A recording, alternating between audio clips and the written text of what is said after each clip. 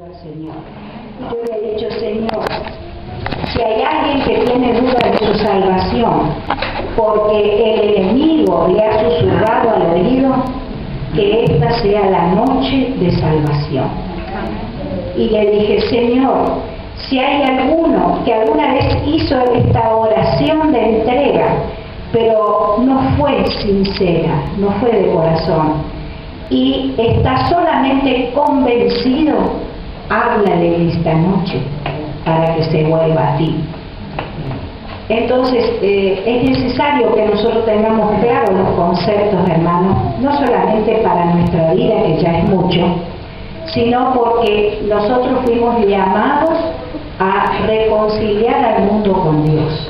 Esa es la función de la iglesia, no es la función de los líderes únicamente, es la función de toda la iglesia, es la gran comisión que el Señor Jesús nos dejó a todos. Entonces es muy importante que tengamos bien en claro estos conceptos, porque es la base de nuestra doctrina, es la base de nuestra vida eterna. Si no tenemos claro esto, podemos estar viviendo equivocadamente, errando el blanco, creyendo que vamos a alcanzar a ver a Jesús cara a cara, y puede ser que nos quedemos en el camino. Entonces, por eso les pido que por favor presten atención, no a mí, sino a la palabra de Dios, porque ella habla por sí sola. Ustedes saben que no podemos hablar de una seguridad de la salvación que esté basada en nuestros sentimientos. Yo no puedo decir, si yo pregunto a alguien, o alguien me pregunta a mí, Graciela, ¿vos sos salva? Y que yo conteste, sí, porque yo siento que soy salva. Ni tampoco puedo decir, me parece que soy salva, porque una vez yo hice una oración. A veces esa oración, que la cual nosotros decimos, no, pero si hizo la oración es salvo, la oración por sí sola no tiene ningún efecto. Lo que tiene efecto es la motivación de hacer esa oración. Es decir, si yo hice esa oración creyendo en lo que estaba diciendo, entonces sí, esa oración es efectiva. Pero muchas veces hay personas que son empujadas. Uno invita a alguien a la iglesia por primera vez, el pastor hace la invitación a los que quieren recibir a Jesús, y nosotros le empujamos a la persona. Y la persona, tal vez por no pasar vergüenza porque se la empujó, o por quedar bien con la persona que la llevó, basta, pero eso es emocional. Y la fe no es emocional. ¿Por qué le digo no es emocional? Si bien nosotros somos seres con emociones y con sentimientos, pero la fe también es racional. Nosotros tenemos que entender el mensaje para poder aceptar. Yo no puedo decir amén a algo que no entiendo. ¿Comprenden? Así que pensé que tendríamos que tener nosotros una guía para tener esa seguridad de nuestra salvación. Y esa guía es la palabra de Dios. No hay otra guía, solamente la palabra de Dios. Así que vamos a estar viendo cuáles son las bases seguras para nosotros, para la salvación. Así que los invito vamos a leer, el hermano va a colocar allí el primer versículo bíblico, que está en Romanos 8:16. Dice, el Espíritu mismo da testimonio a nuestro espíritu de que somos hijos de Dios. Entonces, nuestra primera base bíblica para hablar de la seguridad de la salvación es nada menos ni nada más que el Espíritu Santo. El espíritu humano no me puede decir a mí que yo soy salva, porque muchas veces, yo les estoy diciendo esto porque lo he escuchado. Cuando yo hice una pregunta una vez a una persona, persona y vos tenés la seguridad de la salvación, vos tenés seguridad que si vos te morís hoy vas a ir derechito al cielo. Y esa persona no me pudo decir sí tengo esa seguridad, quedó dudando. Y le digo, ¿vos tenés duda de tu salvación? Y me dijo, y yo creía porque a mí fulana me dijo que yo ya soy salva porque yo hice esa oración. Entonces yo le dije, bueno, vamos a conversar primero.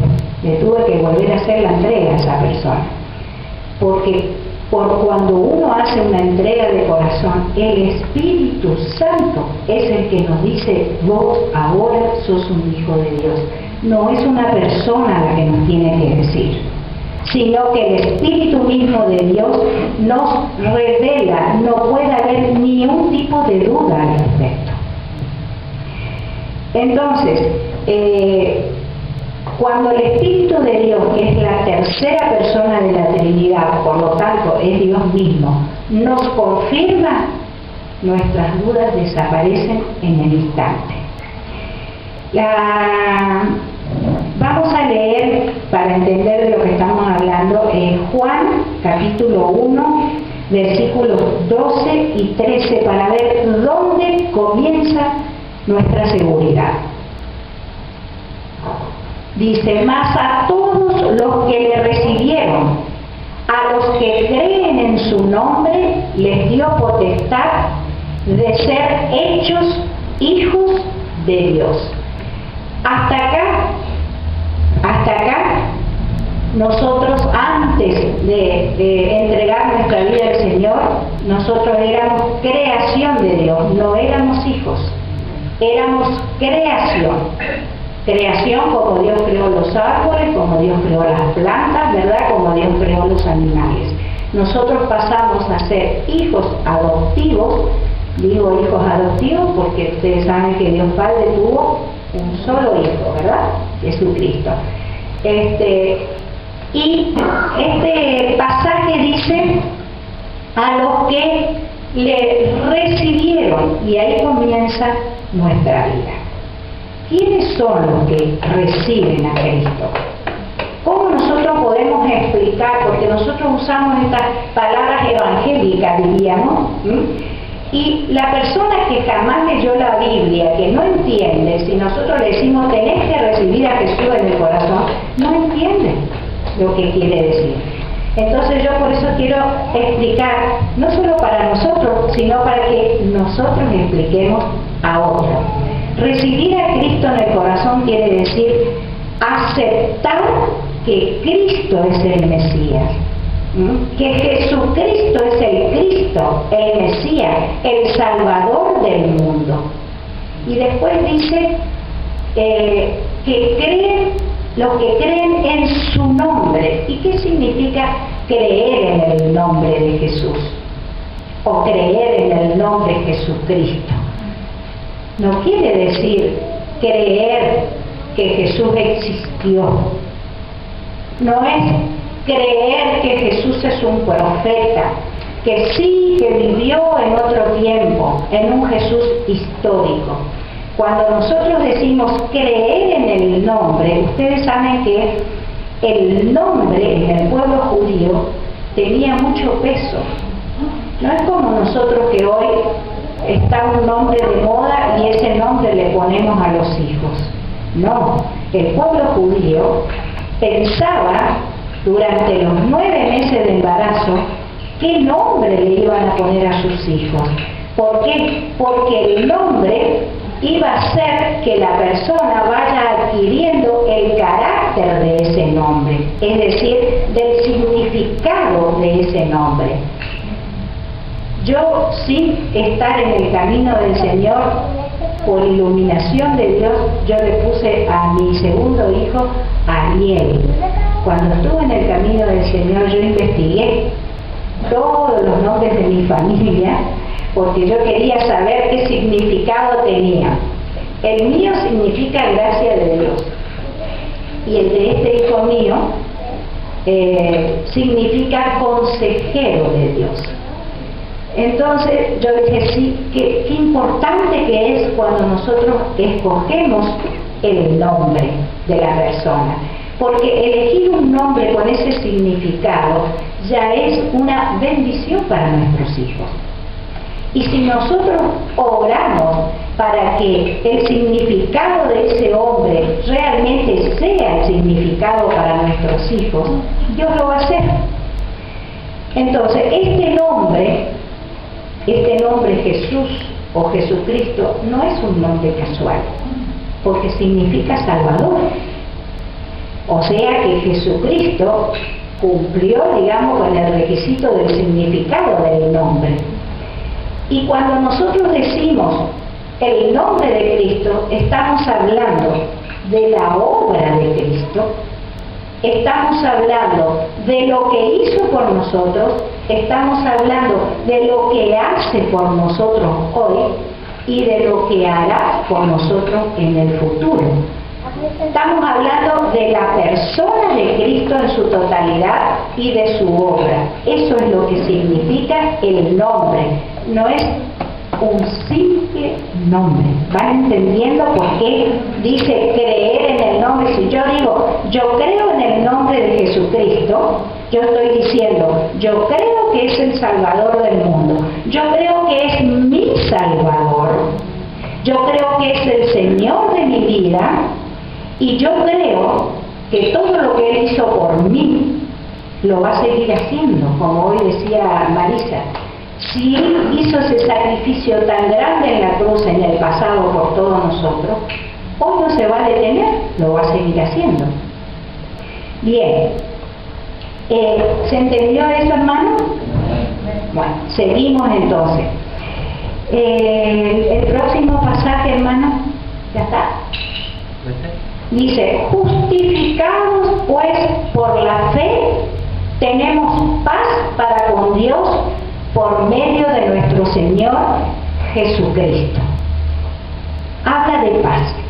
Cuando nosotros damos ese primer paso, o sea que recién estamos comenzando nuestra vida cristiana, antes de dar ese paso de fe y hacer esa oración de entrega por fe a Dios, porque todavía no lo conocemos, el Espíritu Santo nos hablaba a nosotros. ¿Pero de qué nos hablaba? Nos hablaba de condenación, nos hablaba de juicio, nos hablaba de pecado, de esas cosas nos hablaba el Espíritu Santo para convencernos. Pero una vez que somos hijos de Dios, el Espíritu Santo cambia su discurso y comienza a hablarnos de paz. Y ustedes van a coincidir conmigo en esto, que cuando nosotros hicimos nuestra oración de entrega al Señor, lo primero que nosotros recibimos fue paz en nuestro corazón. Es como decir, uff, qué alivio, me saqué este peso de encima, como decir. Porque nosotros ahí comenzamos recién a vivir esta vida. Ahora, yo pregunto, una vez que nosotros hacemos esta oración sincera de corazón, de entrega, ¿se terminaron nuestros problemas? ¿Dejamos de pecar? ¿Ya Dios nos perdonó y se terminó? No, ¿verdad? Porque nosotros heredamos una condición de pecado. Lo que el Señor nos asegura es que si nosotros cada vez que cometemos un pecado nos arrepentimos de corazón, vamos a Él, le pedimos perdón, Él nos perdona y nos restaura. ¿Y qué quiere decir que nos restaura? Que nos vuelve a la condición original de relación con Dios. Porque el pecado es separación. El pecado es separación. Entonces, si nosotros pecamos, por más que seamos hijos de Dios, mientras que permanezcamos en el pecado, estamos separados de Dios. Eso es lo que tenemos que entender. Cuando pedimos perdón, cuando nos arrepentimos, volvemos a restaurar nuestra relación con Dios. El segundo punto que nos comprueba a nosotros que somos salvos es la palabra de Dios, que es infalible. La palabra de Dios es la que testifica, ¿verdad?, que nosotros somos salvos. Vamos a leer el primer pasaje, que es Juan 5, del 13 al 15. Y el que había sido sanado no sabía quién fuese, porque Jesús se había apartado de la gente que estaba en aquel lugar. Después le halló Jesús en el templo y le dijo: mira, has sido sanado, no peques más, para que no te venga alguna cosa peor. El hombre se fue y dio aviso a los judíos que Jesús era el que le había sanado. Entonces quiere decir que nosotros sabemos, eso es lo que quería decirle. En principio, nosotros sabemos si somos salvos, por lo tanto no tenemos por qué dudar. Nosotros sabemos, porque Jesús es el que habla a nuestra vida a través del Espíritu Santo. El segundo pasaje es 5:24. Dice: de cierto les digo, el que oye mi palabra y cree al que me envió, tiene vida eterna. Tiene. Entonces, nosotros sabemos que tenemos vida eterna. Tenemos vida eterna. Y no vendrá a condenación, mas ha pasado de muerte a vida. El próximo pasaje es Hechos 13:39. Y que de todo aquello de que por la ley de Moisés no pudisteis ser justificados, en él es justificado todo aquel que cree. Entonces, sabemos que somos salvos, tenemos la vida eterna y somos justificados por Dios. ¿Ustedes saben qué significa justificado? ¿Nadie sabe lo que significa justificado? Justificado quiere decir que Dios nos vuelve al lugar original, porque nosotros somos pecadores de nacimiento, ¿verdad? Bueno, cuando Dios nos justifica, nos vuelve al origen. ¿Cuál fue el origen del hombre y la mujer? El origen del hombre y la mujer, de Adán y Eva, no fue de pecado. Cuando ellos pecaron, recién se transformaron en pecadores. Entonces, Dios nos justifica, nos vuelve al origen de santidad. Y el último pasaje, Romanos 10, del 10 al 13.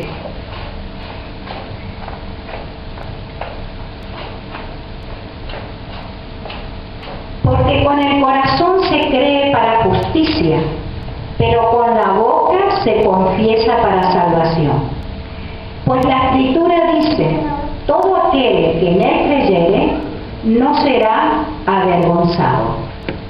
Porque no hay diferencia entre judío y griego, pues el mismo que es Señor de todos es rico para con todos los que le invocan.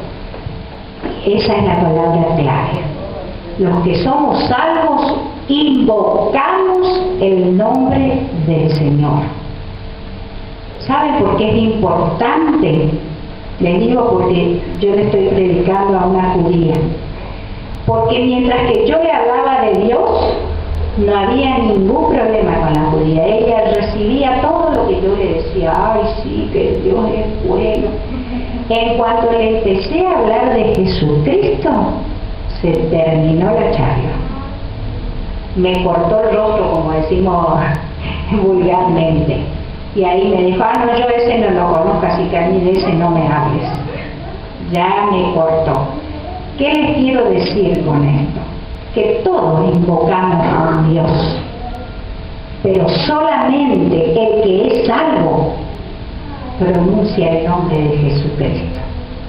Porque decir Dios a cualquiera le resulta fácil, aún al que no cree ni en Dios. Pero pronunciar el nombre de Jesucristo, prueben lo que les estoy diciendo y van a ver que no pueden. Esa es la piedra de tropiezo, como dice la palabra.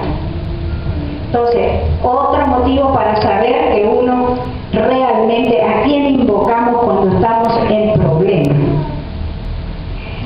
Y Juan 3:16, que nosotros todos conocemos, habla de que si creemos no nos vamos a perder. Eso es lo que dice, porque de tal manera amó Dios al mundo que ha dado a su Hijo unigénito para que todo aquel que en Él cree no se pierda, mas tenga vida eterna. Qué importante que es que tengamos esa seguridad en nuestro corazón, hermano. El tercer argumento válido, porque es bíblico, porque así dice la palabra de Dios que nos asegura nuestra salvación, es la vida transformada. Ese es el tercer punto. ¿Qué quiere decir la vida transformada? La vida transformada quiere decir que no es lo que yo diga, sino lo que dicen los demás de mí. Ahí está el problema. Porque yo puedo venir acá al culto y decir que yo soy muy bonita y hablar de las maravillas y de las obras que yo hago y cómo evangelizo y qué hago y qué no hago. No es lo que yo diga de mí, es lo que dicen los demás de mí. Eso es lo que testimonia que realmente fuimos nosotros salvados. ¿Por qué? Porque indefectiblemente la conversión significa dar vuelta. Vivíamos torcido y ahora derechito. Eso es la conversión. La verdadera conversión indica cambios. Cambios de vida. ¿Y cómo se producen los cambios de vida? Comenzamos por el pensamiento. Tenemos que cambiar nuestra manera de pensar primero. ¿Por sí solo podemos hacerlo? ¿Quién nos hace cambiar esa manera de pensar? La palabra de Dios. No hay otra que nos pueda hacer cambiar.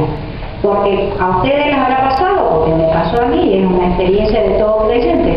Cuando uno lee la palabra, es un espejo, Dios nos confronta con nuestra realidad y nosotros, había sido que esto que yo hacía es pecado. Y recién ahí nosotros nos damos cuenta y decimos, yo creí que si decíamos chistes pasadito no era pecado porque era para reírse, ¿qué tenía de malo? Pero acá a mí me está diciendo esto que es pecado delante de Dios. Y así vamos descubriendo que lo que nosotros pensábamos no era así. Y ese es el cambio de pensamiento del que yo le hablo. Eso trasládenlo a todos los órdenes de la vida, ¿verdad? Porque de la manera que pensamos, vivimos. Yo vivo conforme a lo que pienso. Entonces es tan importante ese cambio de mentalidad que nosotros tenemos que ser transformados hasta lograr tener la mente de Cristo, dice la palabra. Y si tenemos la mente de Cristo, tenemos que desechar todo aquello que Cristo nunca tuvo, que es el pecado. Bien, el otro pasaje, primera de Juan 3:3. Y todo aquel que tiene esta esperanza en Él se purifica a sí mismo, así como Él es puro. Entonces nos está hablando de qué? Nos está hablando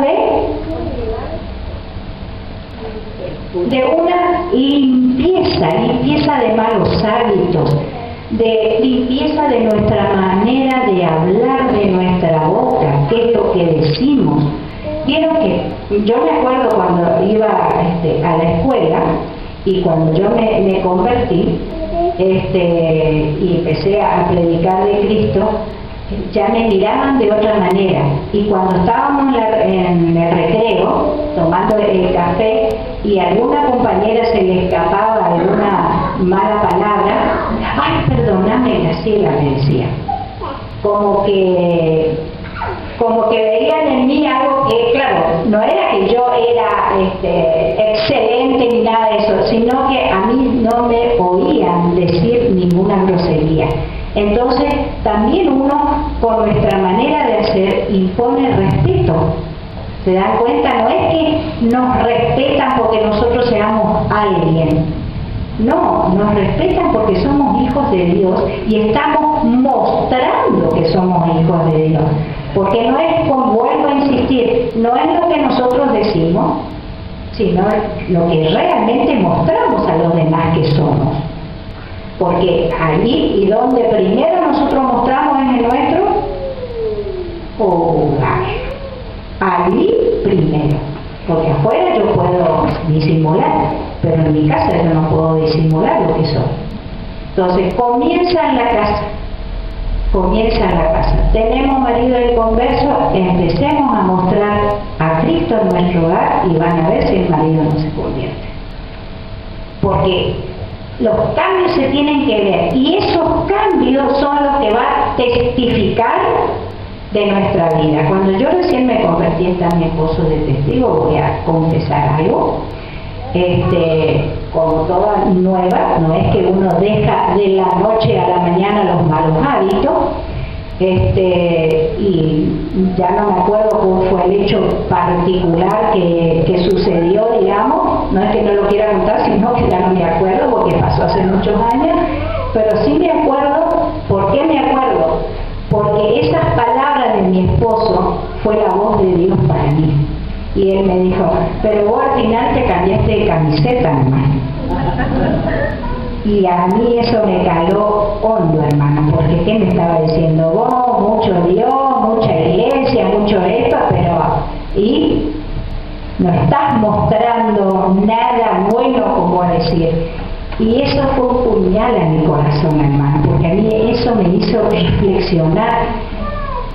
Realmente yo no estaba mostrando el rostro de Cristo en mi hogar de esa manera. Y uno tiene que ir todos los días examinándose, ¿verdad? Y el Espíritu Santo va haciendo la obra. Pero el Espíritu Santo no puede hacer la obra en nosotros si nosotros no oramos y no leemos la palabra. Porque les vuelvo a decir que en la palabra es donde nosotros tenemos el espejo. Y entonces, cuando nuestros vecinos, nuestra familia, nuestros compañeros de trabajo dicen, che, pero qué cambiada estás vos, ¿eh? ¿Qué te pasó? ¿Qué te hicieron a vos? Ya esos evangélicos te lavaron la cabeza, vos, ¿eh? Si vos antes chupabas y ahora no chupás, si vos antes hacías esto y ahora no hacés, ¿qué pasó? Y qué linda oportunidad para decir, sí, eso hizo Dios en mi vida. Y eso lo quiere hacer en vos y en vos. Y ese es el pie para que uno pueda hablarle del amor de Dios. Que uno puede ser de lo peor, pero que si uno se entrega a Dios, Dios nos cambia. Amén. Amén, hermano. Bien. El otro pasaje, hermano, desechando pues toda malicia, todo engaño, hipocresía, envidias y todas las detracciones, deseen como niños recién nacidos la leche espiritual no adulterada, para que por ella crezcan para salvación. Entonces acá nos habla Dice, vamos a seguir, si es que han gustado la benignidad del Señor. ¿Qué quiere decir? Si apreciamos la salvación tan grande que el Señor nos regaló, nosotros ¿qué tenemos que hacer? Crecer, dice. Lo que quiere decir, porque muchas veces como se dice, ay, el crecimiento lo da el Señor, como diciendo, yo no tengo nada que hacer. No es así. Ustedes saben que nuestro crecimiento es de a vos. Es el Señor y nosotros. El Señor nos dice lo que tenemos que hacer, pero no nos deja solos. Nos ayuda a concretarlo. Pero ¿qué necesita el Señor para ayudarnos? Nuestra decisión de hacerlo. Y cuando nosotros hacemos lo que el Señor nos dice y Él nos ayuda, vamos creciendo. Porque si el Señor me dice, tenés que amar a tu hermano, tenés que sacar de vos celo, envidia, contienda y todas esas cosas, y yo no le presto atención, y yo sigo en eso, porque eso le agrada a mi carne, entonces le doy de comer a mi carne, no a mi espíritu, no voy a crecer, voy a ser siempre una plantita esmirriada, no voy a crecer. Porque el crecimiento lo da el Señor, pero porque nos da la palabra y porque nos da la ayuda, pero nosotros tenemos que poner en marcha. Lo que nosotros tenemos que hacer, y el Señor nos ayuda a hacerlo. ¿Esto también se entendió, hermano? El último... Ese es el último. Del otro lado la quita. Porque dijimos todo esto para poder entender esto otro, que ese es el más jugoso, digo. Y ahora viene lo mejor, les prometo que ahora viene lo mejor. Ahora viene lo mejor, hermano. Por tanto, amados míos, como siempre han obedecido, no como en mi presencia solamente, sino mucho más ahora en mi ausencia, y ahí viene la palabra clave para nuestra vida. Ocúpense en su salvación con temor y temblor. Hasta ahí primero, no importa, igual. Ocúpense de su salvación, dice, con temor y temblor. Digo yo, ¿dónde está escondida esta palabra para los que dicen que una vez que recibimos al Señor ya somos salvos para siempre, sin importar lo que nosotros hacemos? Y eso es lo que yo les hablaba de la mitad verdad y mitad mentira, que las medias verdades son mentiras. Es cierto que si nosotros recibimos al Señor, que si estamos caminando con el Señor, es cierto que tenemos la seguridad de la salvación. Pero no tenemos un solo versículo, tenemos millones de versículos en la Biblia que dicen: el que permanece en mí, ese será salvo. El que tiene mi espíritu y mi espíritu vive en él y yo en él, ese será salvo. Nos dice constantemente, nos está diciendo una condición, un sí, y parece que ese sí no nos gusta. Nosotros entonces leemos lo que nos conviene, nomás la palabra. Cuando hay un sí, es un sí que indica condición.